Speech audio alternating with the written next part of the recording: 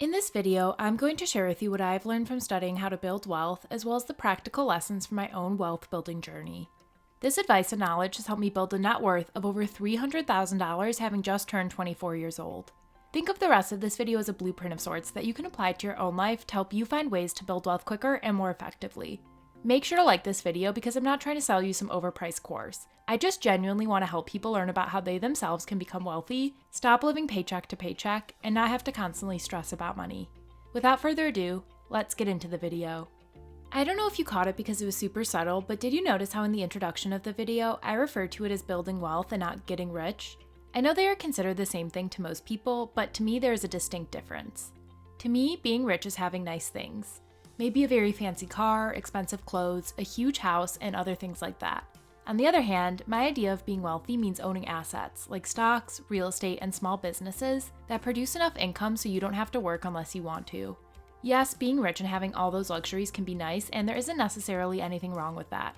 However, I think your first goal should be to build true wealth. Let your income from your investments cover your fancy lifestyle. There are way too many rich-looking people in the world who are actually broke, and you don't need to be one of them. So now that we have that clear distinction, let's get into the details. The equation to building wealth is simple, and the math can probably be done by a 6 or 7-year-old. Take your income, otherwise known as all the money you make, and subtract out your expenses such as housing, food, clothes, travel, etc. The amount that is left over is what you can use to build your wealth. Now, most financial advice focuses on the expenses side of the equation, such as how you can reduce your living expenses.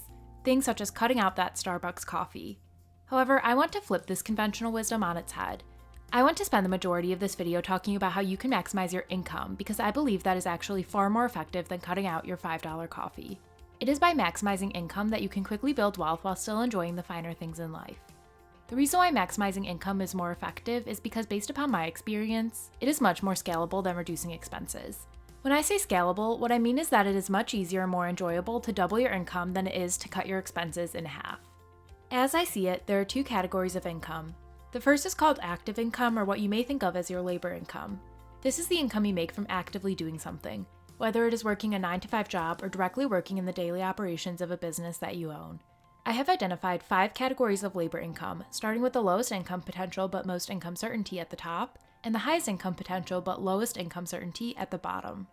The first category is the simplest and where the overwhelming majority of people fall into. It is a job. This is where you trade your time for money.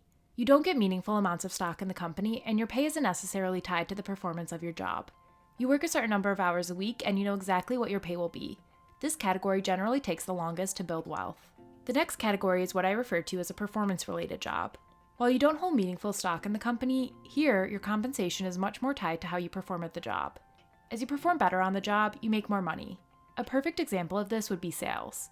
People that work in sales, if they are good, can scale up their earnings to $100,000, $200,000, even $300,000, depending on the industry they work in. I personally have a performance-related day job working as an investment analyst at a large investment fund. I get paid an annual salary plus an annual bonus based upon my performance. The next category is working at a startup. This is similar to a performance-related job, but because the company is in its early stages, a large, meaningful part of your compensation as an employee comes in the form of stock in the company. If the company is successful, that stock can be worth millions of dollars. The fourth category is where, in addition to having one of the above categories of labor income, you also own a business that you do on the side. This can be super powerful when it comes to wealth building. This is because if your job covers all your living expenses and provides you with insurance and other benefits, 100% of your income from your side business can be put towards building wealth. And the highest potential income but lowest income certainty is entrepreneurship. This is where you own the company you work for and you are the boss. In theory, your income in this category is limitless. However, it is entirely based upon your own performance and that of the business. Now that we've talked about the 5 different categories of labor income, I just want to say it's super important to understand that everyone has their own unique skill set and different tolerance for variability in their life. However, I think that most people should strive to move away from the job category and move towards the other categories of labor income. This is because in the other categories, your income is much more scalable in a shorter period of time. For me personally, I have a performance-related job where my income can scale up based upon my performance. Additionally, I also operate a business on the side. My labor income helps me grow my investment income. Let me explain what I mean. The savings from my labor income is able to be invested into assets that produce income for me. In order to truly build wealth, you have to own investments. It's pretty much impossible to truly build wealth without investing and instead keeping your money in a savings account. Even if you're lucky and can get a 1% annual return on your money sitting in a savings account, if inflation is higher than that 1% return, your money is losing value just sitting in the savings account due to inflation. In my opinion, you're what I call financially independent when the income from your investments covers your living expenses. This means you could stop producing income from your labor and still be able to live your life normally and not really have to worry about money. A great goal to strive for if you ask me. Now, there are a ton of different investments, but in this video, I just want to focus on 3 broad categories because I think they are the most attainable and the most relevant to the average person. I am focusing on building my own personal wealth in all 3 of these categories. As we move down the categories, note that your potential returns will increase, but so will the amount of work and time involved. The first and by far the most common category of investing is stocks. This is where you purchase small ownership stakes in businesses. Quick plug, if you want a free slice of stock of your choosing with a deposit of as little as $5, sign up for the free stock trading app Public with the link in my description. Stocks are by far the easiest investment to get started in because if you wanted to, you could simply invest in index funds that automatically spread your investment dollars out among hundreds of different companies. The value of stocks and your return from investing in the stock market can fluctuate pretty significantly in any given year, month, or even week. However, there have been several studies that have come out and claim that you can withdraw 4% of your stock portfolio without worrying about ever running out of money. So for example, if your stock portfolio is $1 million, you can count on that portfolio being able to provide you with $40,000 of income each and every year of your life. The next category that I want to touch on is real estate. Besides stocks, this is the investment category that is easiest and most accessible to the average person. Depending on the amount of debt you use to purchase the property and in what city you are buying in, small investment properties can generate returns of 8 to 12% a year, not factoring in appreciation and pay down of the mortgage used to purchase the property. Assuming you are using debt to purchase these properties, this means with $1 million of your cash invested, you can expect rental properties to generate $80,000 to $120,000 a year of cash for you. I personally own rental properties in the city of Indianapolis, Indiana that are generating these types of returns. Of course, if you were investing in California or New York City, your returns would likely be lower as property is extremely expensive in those areas. However, if you own real estate in a lower cost of living city like Detroit, Michigan or Cleveland, Ohio, you could expect your portfolio to likely generate more cash flow. The next category requires the most work by far, but also has the potential for the highest returns for you. This is by buying a small business that you own but do not operate. This can range from a laundromat, a landscaping company, a small plumbing company, or even a more sizable business with millions of dollars in annual sales. I have heard from a lot of people in the past couple of years that have been successful in doing this. Obviously, this requires more work than stocks and even real estate, but it has the highest potential for returns.